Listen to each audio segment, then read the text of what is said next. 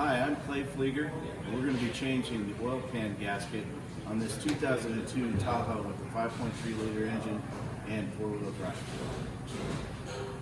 So the first thing we're going to need to do is get this stuff out of the way. The splash shield and the skid plate.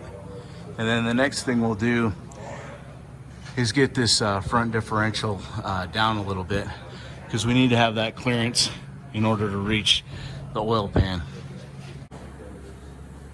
Now that we've gotten the skid plate and the dust plate out of the way, the next thing we're going to do is we're going to get this cross member here out of the way so that we can have access to the oil pan. Okay, now that we've removed that cross member bar, we also drained the oil and removed the oil filter. The next thing we're going to do is this front axle differential. I'm going to take this one and this one over here. We're going to take those out. Then we're also going to get the lower and the upper differential bolts, and this entire front axle is going to come down, and we're going to support that with a jack. So we have the differential supported with this transmission jack here, and you can see we removed the mounting bolts, and we're giving ourselves just a little clearance so that we can get up in here and get at getting that oil pan off. Okay, this oil level sensor connector has this thing up on the top, which naturally was up in here, so it was hard to see where that was, and so I had to work a pick in there from the top to get it. And then it's just a matter of working out these 10mm bolts that hold the oil pan in place, and we're going to get all those one at a time. We also have some wires and wire harness here on the front where I'm going to have to take that out of the way as well. So this cable harness connector right here has a fastener on this end that's put in this direction, and the other end has a little bit of a tongue that holds in when it attaches. So that's how you got to get that out, and then it slides to the right, and that's how you take it apart. Okay, so we've gotten all the bolts off, and now it's a matter of trying to work this oil pan loose with the amount of space that we have. And we could try to lower the front axle more if we need to, but let's just see what happens.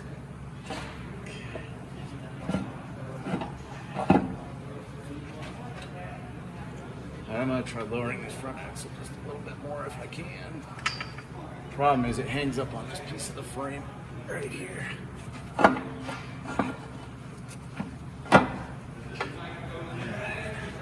Let's see what else. Just taking our time with it.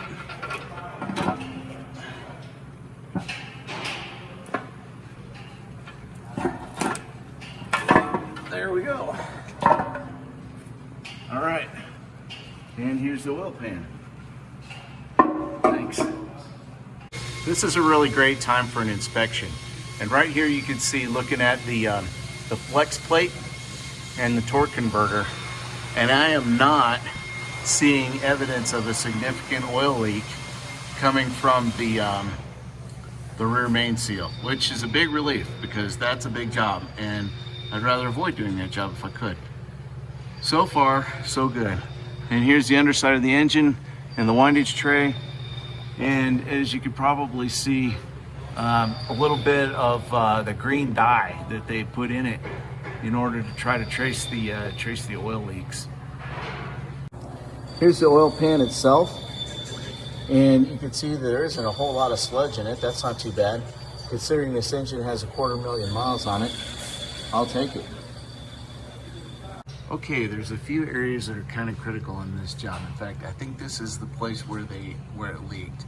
You can see the oil, or you see the engine block next to the back cover there, and that little channel. We're going to have to fill that thing with a little bit of RTV, and the oil is tending to run down from higher up in the engine, so you clean it and then it runs down. So I'm going to clean it again, put the RTV in place, and then we'll be putting the oil pan with the new gasket in here very shortly. Also, up at the front, there's a similar thing between the front cover and the engine block. And those things there need to be filled with a little bit of RTV to make sure that the oil doesn't find its way around the gasket. Okay, so I got some black Permatex RTV, and I got it into those gaps. I'm gonna go ahead and let that set up a little bit while we're getting the oil pan and the gasket ready. So hopefully it'll be right there where we need it when we install everything. So the Felpro gasket is made to fit more than one engine. And so it was a little bit difficult to get it situated so that we could rivet it onto the oil pan. And riveting on is an optional step, but I wanted to do that just because it's going to be a bit of a fight getting it in and over that front wheel drive. Okay, so now we're going to try to put the oil pan in, and then we'll be bolting it back in place.